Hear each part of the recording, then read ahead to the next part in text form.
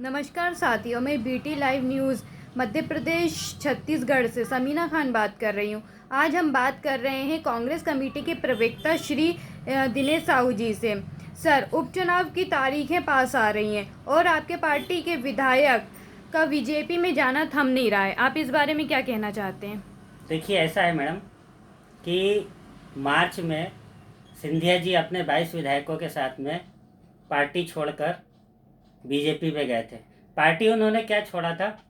अपने पार्टी के साथ गद्दारी की थी। इसमें बहुत बड़े धन का उपयोग बीजेपी के द्वारा कांग्रेस के विधायकों और सिंधिया जी को खरीदने के लिए किया गया था। उसके बाद शिवराज सिंह चौहान मुख्यमंत्री बने और उन्होंने 3 विधायकों को और खरीदा। ये बात जगजाहिर है, प्रदेश और देश की जनता जानती है। उसके बाद मैं नहीं समझता हूँ कि हमारे पार्टी का कोई भी विधायक दूसरी पार्टी में गया। ठीक है। हाल ही में अभी कुछ दिन पहले बैतूल जिले के घोड़ा डोंगरी विधायक बीजेपी कार्यालय का उद्घाटन करते नजर आए। घोड़ा डोंगरी के विधायक ब्रह्मा भलावी जी ने खुद अपना वक्तव्य दिया है।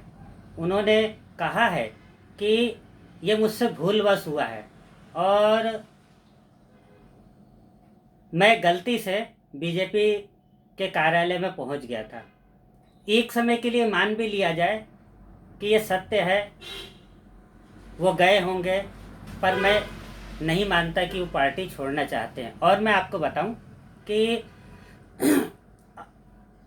अब से पहले मार्च में जो 22 विधायक भाजपा के साथ गए थे, उसका तो सबको, प्रदेश और देश की जनता को दिख रहा है कि ये विधायक पार्टी छोड़कर किन शर्तों पर गए थे और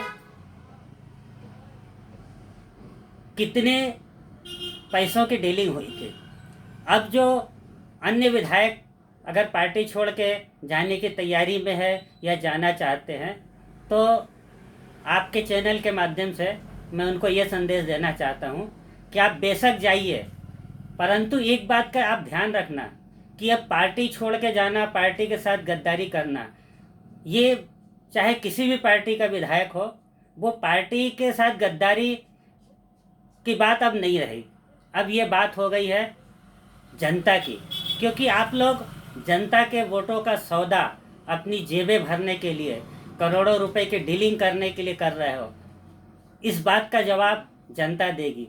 क्या जनता को नहीं मालूम है कि उनके कीमती वोटों का सौदा आप करके पार्टियों में जा रहे हो? आपको ऐसी क्या लालसा है? आपको वहाँ पे पदों का लालच दिया जा रहा है, वहाँ पे आपको पैसे दे के आपको खरीदा जा रहा है।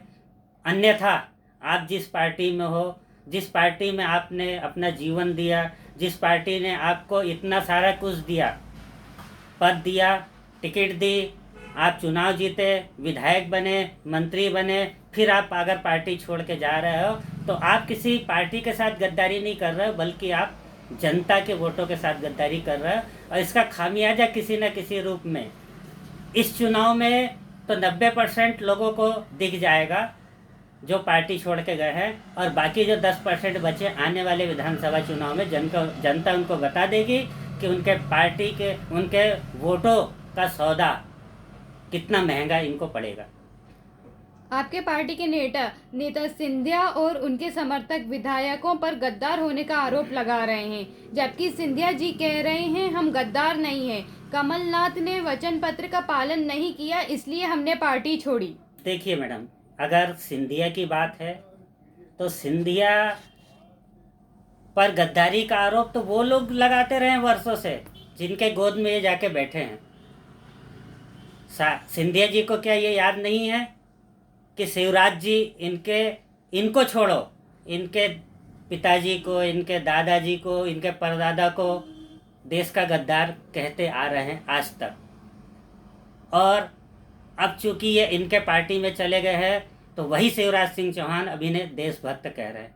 बात अगर है कि कमलनाथ जी मुख्यमंत्री रहते अपने वचन पत्र का पालन नहीं कर रहे थे, तो मैं सिंधिया जी से ही एक सवाल पूछता हूँ कि सिंधिया जी, आप केवल ये बता दो कि जब कमलनाथ जी अपने वचन पत्र का पालन नहीं कर रहे थे तो आपके साथ में वो मंत्री जो आपके साथ पार्टी छोड़ के गए हैं, उन्होंने ही हमेशा कहा और कहते रहे कमलनाथ जी से कि मुख्यमंत्री जी, आज से पहले हमारे विधानसभा क्षेत्र में इतना काम कभी नहीं हुआ है जितना आपने किया है।